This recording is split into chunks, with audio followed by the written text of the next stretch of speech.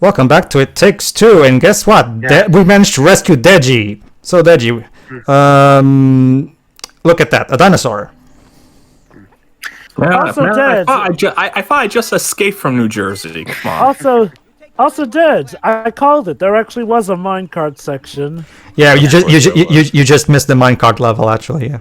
What was it, like a Mario Party minigame? Or? Yes. Kind of, actually. Yes, it was. Good. Anyway, welcome back to It Takes 2 Hours. I can already tell, Dej, that you're looking forward to the inevitable Squirm versus Blue Zone Comms Mario Party matches. Now that Mario Party is that capable online. Yeah, that's what I was going to say. I pre-ordered that game recently, so yeah, hopefully we'll be able to do that before long. So as long as you guys pay for the thumbnail this time. So, Dej, who do you main in Mario Party? Mario and Daisy. Ah, a man of quality. Okay, so here's the basic gist of this gimmick. One of us has to go through that obstacle course. However, the other one has to use the dinosaur to lower and raise platforms to make sure the other one can get by. You know, can you imagine if this wasn't just magic and this was actually all these toy set dioramas that Rosie was making? Like, I'd say this, the girl would have had a lot of time on her hand for setting this up. So what, it's like the Lego movie? I know, right? That would also imply that there is an actual society of squirrels that lives inside the house tree, and that will be just too uncomfortable for it to be real. Oh god, you got me imagining like a squirrel version of the Joker. I mean, we live in a society. Honestly, Tia, when you get down to it, it's almost like if Ratatouille were real. Like, sure, for as cute as people make it out that rats can control humans by their hair, in reality, that would send the entire world into a frenzy. Rats would be dissected left and right. So we basically have a real even more than they already are. Yeah. So yeah, all we need then is a realistic version of the Pied Piper of Hamlin, and there you go, problem solved. Yeah. In fact, get me to do it. I played the Pied Piper once. Yeah. Without a doubt, your best role, I'm sure. Yeah. I got to drown rats, and I got to kidnap children, ungrateful, unpaid. Well, that is what happens in the story, actually. So. I know. Yeah. Have you guys seen the Disney short, The Silly Symphony of it? I love it. It's one of my favorite Silly Symphonies. I've not seen that version. It's wonderful. I've done my work as I was told. Now I'll take my bag of gold. Also, Dweebs, I'm fresh from seeing the Suicide Squad, so I'm not allowing you to have this kind of talk, mister. This is true, actually. What talk? He's talking about the fact that one of the villains is called Ratcatcher. Seriously, Ratcatcher the Second is like the most wholesome thing ever, and I don't understand how we managed to pull it off. Well, again, yeah, maybe the Pied Piper rats have got to go down because they're cause. I mean, they can be cute, but they can also cause, stuff like plagues, which isn't very cool. So, and they can literally kill babies. Like, and that's if you guys don't pay me for it, then I'm just gonna have to do the thing that all people do when they don't get paid. You also kill babies, the people who exterminate the rats. In that case, and like I said, if you guys don't pay me for it, I'm gonna have to do the thing that all debt collectors do, and kidnap your children and trap them in the mountain until you pay up. Well, you're gonna have Usually just kill people, I'm not sure charts tend to do that. More like, again, we just beat the shit out of you. Basically, Joe, in the story of the Pied Piper of Hamlin, the village people are so desperate to get rid of the rats that are infecting their town. The Pied Piper comes along and says, "I'll get rid of them for you. Just pay me for it." And then they let him do his job, but they don't pay him for it because they're douchebags. And so the Pied Piper does the most sensible thing, and to be honest, kind of worse than they are, and kidnaps all the children in the town and traps them in a mountain. Well, using his awesome piping skills until they pay him. well, Dibs, here's the thing. Depending on some variations, apparently the kids agree to it in some versions. I actually of the tale. really liked what they. Well, remember, Joe, but they're entranced by the tune, so technically it wouldn't work. I actually liked what the Disney Silly Symphony That's why I did. said in some versions of the tale. Like, obviously not the version Dwibs is talking about, which I am aware, yes, he does brainwash them with it. I actually liked I what see they did. them The Disney Silly Symphony did try to justify it by having him say, and I quote, "You're dishonorable and something along those lines. And it would be a shame if the children would grow up to be the same. I'll save them from that fate before it is too late." So basically, in the Silly Symphony, tries to portray him as his intention is to save. His intention is to save the children from being raised by a bunch of conniving assholes. So it was a nice attempt, and it works relatively fine. Oh yeah, and like I said, I've seen some versions where the kids actually agree that, yeah, their parents are terrible and they don't want to be raised by that standard. Okay, so Granted, one could argue if they should have that choice, but ow! there you go. There we go. Aha. Funny story though, when we were younger and we were rehearsing the play, we actually watched some older versions of it for inspiration. We even watched a film where the Pied Piper was played by a singer named Donovan, and it was quite dark. That's what I'll say, at least from what I remember. Well, it's a classic fairy tale. Most of those were incredibly fucked up. But I gotta say that my school was kind of weird. We keep the bit where the Pied Piper kidnaps children, and yet we ended our little play of Oliver Twist with Oliver just going off and Nancy saying goodbye, like she doesn't even get killed by Bill Sykes. Mm-hmm. That's spoilers, Kid by the way. friendly. All right. Oh, fuck. But even weirder, Jova. After that, me and some of my class went to a local theatre to see an Oliver Twist production, and that had all the death in it. There you go. Maybe it's because we were older or something. I don't know. All right, we've reached the lever. In fact, that could be a film pick or something of mine. It's an Oliver Twist adaptation. Which one? I don't know. Yeah. Lovely. Who knew toys could smell? Not too surprising. Here you go, Dej. This is what the minecart is like. Whee! Dej? It's BRB. He's bird. Okay. Oh, so you're still missing the Minecraft. Yeah. He's always Minecart, not Minecraft. He's like Lewis. Oh, God. He's like Lewis in Brain Scratch Comms. Lewis always misses the non 8-bit Mega Man games. That he always misses minecart sections. Be careful, Yep. Joseph. Don't blow too much of a budget in explosions. Oh, hello. We're on the ship. Well, technically, wouldn't you just need to create one explosion effect and then just reuse it? I'm mostly joking. I'm more referencing a thing about the Deadpool video game where they try to All right. justify by saying that High Moon Studios did not add much budget for the explosions. All right.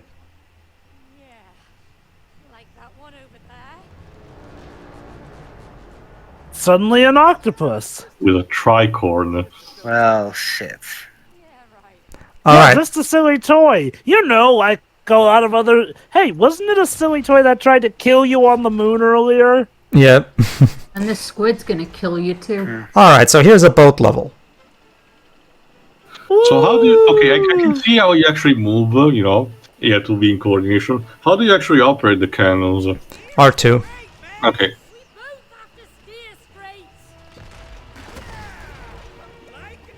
All right. Let's try to blow up the door. There we go.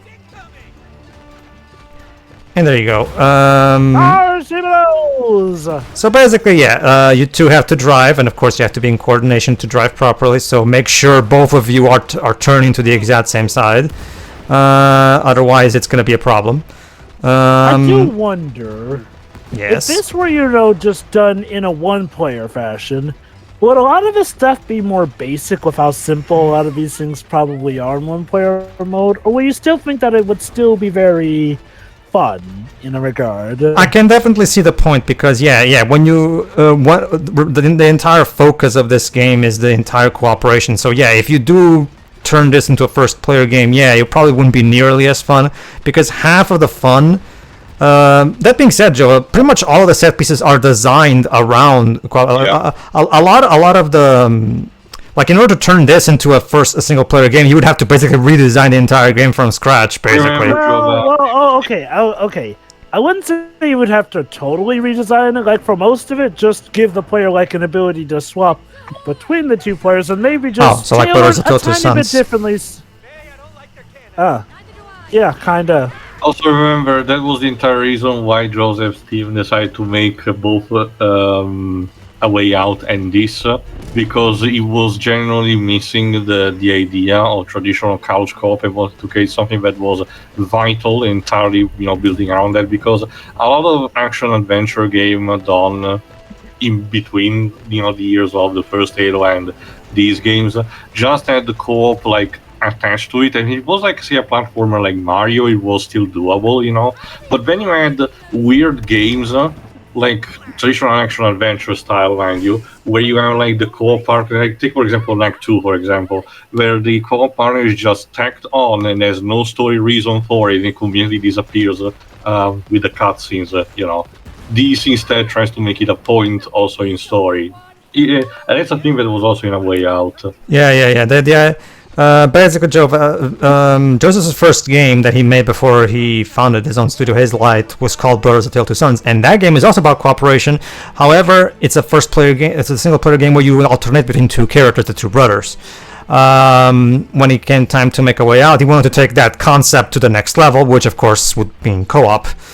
So I guess player cooperation is clearly Joseph's idea of fun video game. Like I genuinely believe he loves. This is how he prefers to make games, clearly, because he definitely goes out of his way to make the co-op. This is the best co-op I've ever played in a game personally. Like for me, I mean, I've never played Halo, but like the sheer way that the game takes so complete advantage of co-op in so many creative ways, it's just mind-blowing to me. Mm-hmm. True.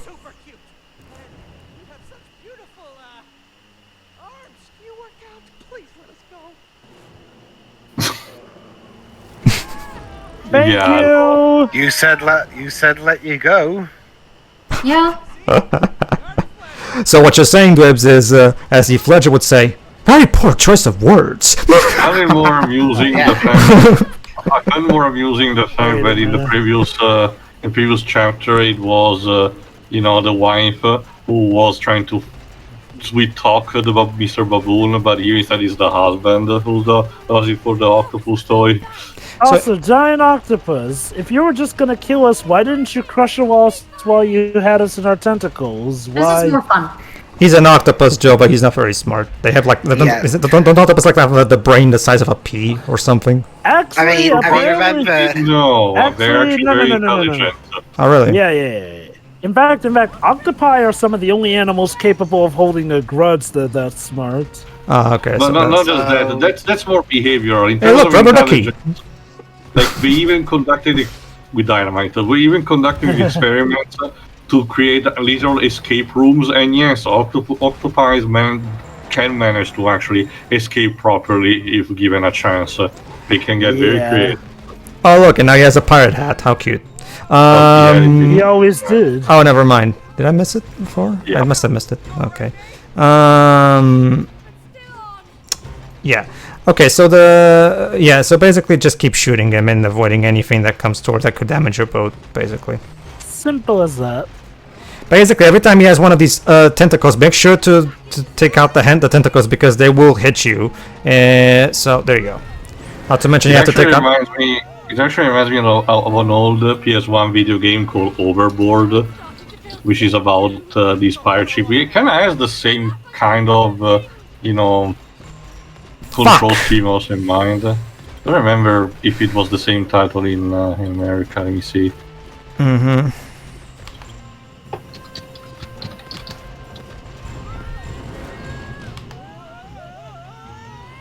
There it is. It was called Shipwreckers in North America. It was done by Psygnosis. And look, now we can rejoin the track. Oh my god, I just realized these train tracks look like my old Thomas the Tank Engine play track set. These types of wooden tracks are very common when it comes to children's toys. When it comes to these particular trains. IKEA actually sells them a lot in mass in my country. Mm-hmm. Woo! I have one. We just murdered an octopus. Let's go on to murder that elephant that our daughter loves. Hey. Sorry, duckies. Whoa. Okay, seriously. So did they actually use real human bones this time too? You're about to commit a horrible act of emotional abuse on your daughter, and the best, and what you're saying right now is, wee! You have to remember, exactly. you have to remember that, from their perspective, they think we're not doing anything wrong. So there's that. Okay. I'm gonna call BS on. I'm gonna call BS on that one. Okay. No, not in a matter of justifying, but in a matter of saying, well, of course they will actually react with glee. They are none the wiser. Well, then they're really horrible parents. Well, again, duh. But don't be too surprised if they really act with glee for a situation like this. To be fair, from their perspective, they're trapped as dolls. I can get some bout of desperation. Like I said, my main issue is the fact that this only would have really worked if it was at the start. They should have learned some things at this point, but whatevs. Anyway, though, we're visitors here. Wasn't it kind of obvious she was the queen from the get-go, in a tower or a crown and all that?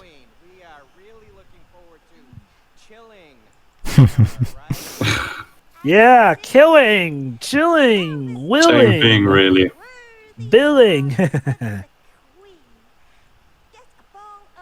Let me see if the voice.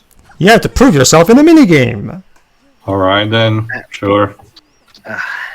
Don't like minigames, Dubs? I wonder. No. It just comes up to me it's like Ferris knows how controversial this bit's gonna be, so he's putting it off as much as he can. That's the thing, Dubs. Like I said, I'm still having the theory that they had way too. There are so many levels that they had to stretch the plot, regardless of how problematic would have been. It really is a case where the game really put the story in second place over the gameplay. That's my theory, at least. Go on. Okay, so the idea is, we have to put in the ball and we have to try our best. There you go. See, and we have to push if the two of us push it. Pushing it together. Oh, there we go. The Jack in the Box is played by Alexandra Ekelov. She hasn't done much, mostly shorts. All right, here we go. Again, you'd think by this point this game would have run out of ideas, but it hasn't. Now we're trying to get this ball throughout the entire level for various cooperation puzzles. So many hamster wheels. Yeah. What would be funny is if this is all representation of Rose's imagination. But yeah, you were talking about rats earlier, Dwibs. Then in that case, I'm sure you're going to have a ball when we get to Plague Tale. Yes. Oh boy. That sounds like fun. Well, remember, while are you familiar with the Black Plague, Libs? Well, yeah. I mean, rats, the Black Plague. Mm-hmm. No, but people were blaming cats at first for the plague. Look at it this way, Libs. Look at them as earthly piranhas of sorts, basically. As for Tale, like I said before in an unrelated part, when it comes rat lovers, in my opinion, should see this as the fact that rats have been so demonized for so long. Now it's time for some fucking payback. So that's the ironic thing, though. People weren't blaming the rats for the bubonic plague at first. No, instead they blamed the cats for that. Wait, what? The cats? What do cats have to do with it? back in medieval times, people were a lot more superstitious and thought that cats were the one causing the bubonic plague. Sure, some feedback, please. Familiars and all. That's why. Yeah. Whatever the humans did, they probably deserved it. No, I was about to mention. Like, sure, the ransom might have been, the vehicle, but they came on mercantile ships that did not particularly care about, having them on board. So there's that. Basically, the cats sort of took the fall for it, and they were killed en masse until people started to It's realize not even that, killing the cats was doing okay. nothing. That's dark being what I'm about to say, but it was a truth that has been a constant for every time of crisis. In case of emergency, people ate cats a lot, and the bubonic plague was preceded by a lot of famine. So there's that too. Mm-hmm. Yeah.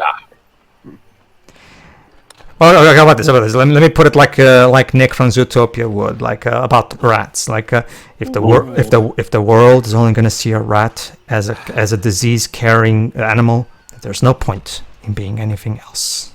So you're going to be a disease-carrying animal that kills others. Again, some fucking payback, like I said, Jova. Not just that, like I said, I'm fresh from the Suicide Squad. Taika Waititi actually plays the role of Ratcatcher's father, and he's like 2 lines in the entire movie. But the second one, when he says, which represents, if you're familiar with the character, you know that in the DC Comics, Ratcatcher, no matter the continuity, cannot catch a fucking break. He's always doomed to, be either out of luck or actually killed by someone else. In his continuity, the father Ratcatcher II died due to heroin overdose. But in order to actually, educate his daughter, he actually managed to tell her to not be scared about the rats, and he mentions this particular phrase, which is also, thanks to the context of the movie, made a more poignant moment. And he mentions, fuck. Sorry. So yeah, basically, we both have to keep our balance here. Yeah, this is not working. Nope. Have fun with that. Basically, the idea. Okay, remember that bit in The Way Out where we had to climb that shaft by putting ourselves back to back. Mm-hmm. The back-to-back thing, as Leo called it. Yeah, it kind of works like that in the sense that we have to either press forward or backwards in the analog stick depending on how our balance is going. There you go. Oof. And there. There you go. It's like I said. This is the kind of game that is so much better play than just watch. Because trust me, playing this game with someone, with a friend or even a loved one, it's just a blast. Because it's not just because the game itself is fun. It's just because the experience of a constant. It's like Theo said. It's the experience of constantly communicating with your co-op partner to strategize or figure things out. I think it's just the kind of thing that you don't really get from other games. Mm-hmm. There you go. So, I take it you liked the Suicide Squad too? Yeah, let me first mention what he was saying, the quote that he mentions to his daughter. And he says, "Rats are the lowliest and most despised of all creatures, my love. If they have a purpose, so do we all." Mm-hmm. Hey, that's beautiful. Yes, it is. I love how the song is called Ratism. Yeah, let me also make it a point, because I did mention it. It's not completely fitting for this game, because this is in this game it's the main force. But I did mention recently about how I grow. Wait, how'd that kill you? You made it. It's more of I think it destroys the actual ball. I think it's the ball that got destroyed, not me, Joe. Yeah. Basically, we have to catch the ball in time. So there we go, like this. And there we go. But to make a long story short, I made no secret that I've become a bit more a bit allergic to when Hollywood or the industry in general uses the idea of the single parent who has to take care of their child, to emotionally manipulate the viewer, the player, or whatever, in a non-good written way, I can tell you that this Suicide Squad manages to play around with the concept enough to actually feel more genuine than it needs to be. So there is that. Man, I can't believe that they just rewrote Deadshot into Bloodsport. Honestly, it even works kind of for the better. Nothing against Will Smith, but it does feel like an actual genuine different character than just, diet Deadshot. And I can tell you this, Dej, it's actually even kind of comic book accurate for what it's worth. Because it's more hilarious considering it's a product from the 90s and it shows, oh shit! Dang, Pedro, I know you hate clowns, but Jesus Christ. Well, apparently it's okay for the Jack in the Box, so whatever, I guess. There can only be one clown that runs done. the circus. Strange. There's usually an evil clown attached to the other end of these things. Hopefully the tracks will actually finish at some point. There you go, Dej. For the first time, you finally get to see the minecart. Third time's the charm. There you go. There you go. Success. Mega Man curse. Why aren't you playing the Mario 64 slide music? That's obvious. Wouldn't it be If more anything, the fitting Mario to Party have theme would have been. Or that. Oh, Oh, about boy. time. Oh no. Uh-oh. Wait, are you saying Great you? job. Ah! Why Well, are that was you, the why are you end of it, screaming? thanks. You got to your destination. Jesus. Well, that was the end of It Takes Two, guys. Final thoughts? Well, I'm glad that the game ended before we could commit such tragedy. Oh So well. I guess Rose is just going to end up being. And Rose ends up an orphan with You know no. what they But say, Trevor? and All she- well you know that what? ends well. This is one of those few cases where her being an orphan might actually be better for her. Yeah, she's probably better. She's probably This is better off. dark. Jesus Christ, guys. Alright then. See you for the next part, I guess. yeah, Yeah. sure.